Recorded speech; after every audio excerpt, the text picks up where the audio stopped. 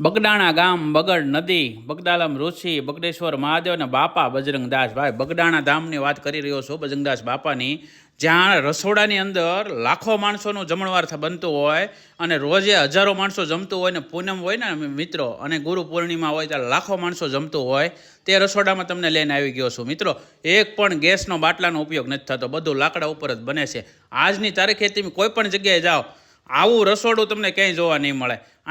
આ જે અત્યારે જે શાક બની ગયું છે ને એ શાક કાઢે છે. એક તપેલું છે 2000 માણસની રસોઈનું છે, એવા કેટલાય તપેલા ભરીને આ શાક અહીંયા નીકળતું હોય છે. અને મિત્રો ભાતની વાત કરો ને તો અહીંયા ભાતનો ભંડાર હોય છે રોજે રોજ.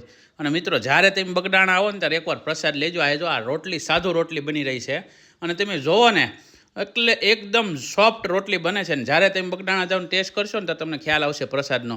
અને સાહેબ અહીંયા ગાંઠિયા પણ રોજે રોજના તાજા બનાવવામાં આવે છે. અને વાત કરો ને તો લાડવા અહીંયા ટન મોઢે બનાવવામાં આવે છે. એક